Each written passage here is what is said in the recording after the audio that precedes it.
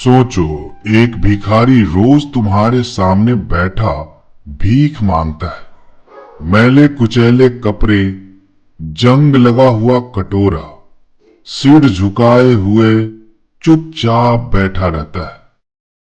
तुम उसे देखकर नजरअंदाज कर देते हो, लेकिन तुम्हें अंदाजा भी नहीं है कि वह हर दिन जो पैसे इकट्ठा करता है उससे कुछ ऐसा कर रहा है जो पूरी दुनिया में मिसाल बन जाएगा। एक दिन जब उसकी सच्चाई सामने आई तो पूरा शहर हिल गया। आखिर कौन था वह और क्यों उसने अपनी पूरी जिंदगी भीख मांगने में लगा दी? आओ जानते हैं इस भिखारी की अनसुलझी कहानी। शहर के सबसे व्यस्त चौराहे पर एक पुराने मंदिर के बाहर समीरा नाम का एक भिखारी हर सुबह अपनी जगह पर आकर बैठ जाता था। मैले कुचैले कपड़े, बढ़ी हुई दाढ़ी, बिखरे बाल और हाथ में एक जंग लगा कटोरा। लोग उसे बस एक आम भिखारी समझकर नजरअंदाज कर देते थे। कुछ लोग सिक्कों का दान दे देते, कुछ हिकारत से देखते और कुछ तंज कसते। अरे जब काम करने की उम्र है तो भीख क्यों मांगता है बे? लेकिन समीरा चुप रहता। उसने कभी किसी से कुछ सीधे मुंह नहीं मांगा। वह बस सिर झुकाए बैठा रहता और जब उसका कटोरा सिक्कों से भर जाता तो वह उठता और शहर की तंज गलियों में कहीं गायब हो जाता। शहर के लोगों को उसकी इस आदत से कोई फर्क नहीं पड़ता था, लेकिन राघव, जो एक 12 साल का लड़का था, उसे यह सब अजीब लगा। राघव खुद स्कूल नहीं जा पाता था, इसलिए कचरे में से काम की चीजें इकट्ठा करके बेचता था।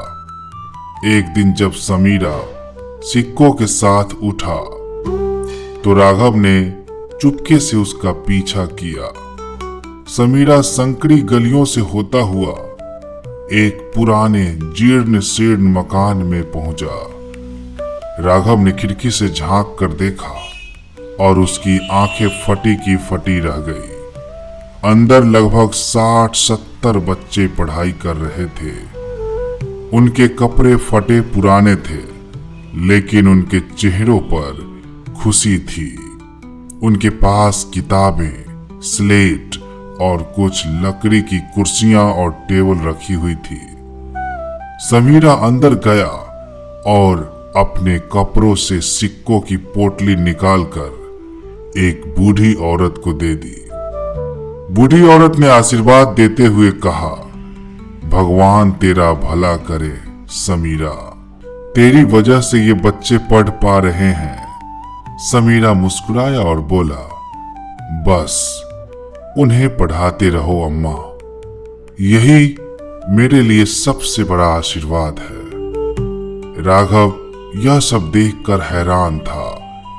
तो यह आदमी भिखारी नहीं है, यह तो अनाथ बच्चों की जिंदगी संवार रहा है। उसने समीरा से पूछा, तुम यह सब क्यों करते हो भाई? समीरा की आंखें नम हो गई। उसने बताया कि कुछ साल पहले वह एक अमीर व्यापारी था। करोड़ों की संपत्ति, बड़ी हवेली, गाड़ियां, नौकर चाकर, सब कुछ। लेकिन एक दिन उसके लालच और घमंड ने उसकी दुनिया छीन ली। समीरा ने बताया कि उसने शहर के एक अनाथालय की जमीन जबरदस्ती हड़प कर वहां एक फैक्ट्री बनाई थी, लेकिन उसी रात फैक्ट्री में आग लग गई और अनाथालय के कई बच्चे उसमें जलकर मर गए। समीरा ने खूब पैसा कमाया, लेकिन उसकी आत्मा को चैन नहीं मिला। जब भी वह आईने में अपना चेहरा देखता, उसे उन बच्चों की चीखें सुनाई देती। उसके लालच की वजह से मासूमों की जान चली गई। एक दिन समीरा ने सब कुछ छोड़ दिया, अपनी करोड़ों की दौलत त्याग दी और भीख मांगने का रास्ता चुना। अब वह भीख मांगकर उन बच्चों की मदद करता था जिनके पास कोई सहारा नहीं था।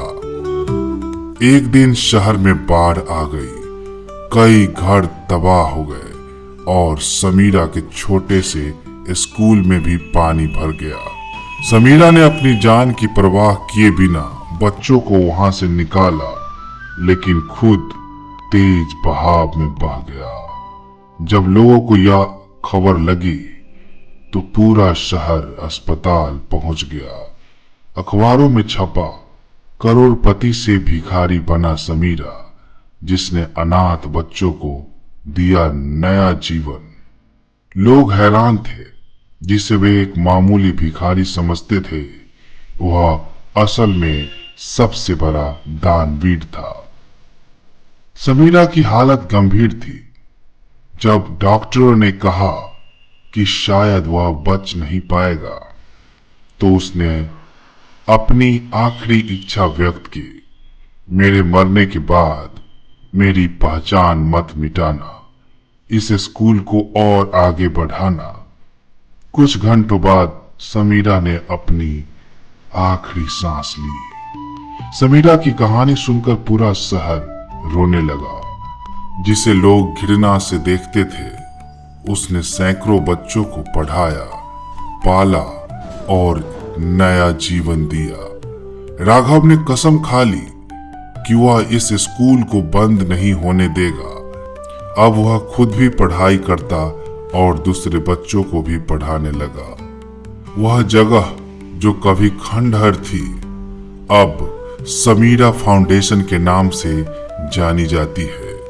आज वहां हजारों अनाथ बच्चे पढ़ रहे हैं। सीख, असली हीरो वह नहीं जो नाम कमाए, बल्कि वह जो गुमनाम रहकर दूसरों की जिंदगी बदल दे।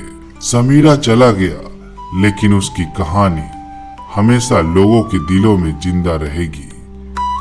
यह कहानी हमें सिखाती है कि सच्ची महानता नाम या दौलत में नहीं, बल्कि दूसरों के लिए जीने में है। दोस्तों, अगर आपको समीरा की यह कहानी पसंद आई तो कृपया हमारे YouTube चैनल युवा क्रांति मोटिवेशन को सब्सक्राइब करें, वीडियो को लाइक करें और अपने दोस्तों के साथ शेयर करें। आपका समर्थन हमें ऐसी ही प्रेरणादायक कहानियां लाने के लिए प्रोत्साहित करता है। कमेंट में बताएं आपके हिसाब से असली हीरो कौन है। तब तक के लिए धन्यवाद। जय हिंद।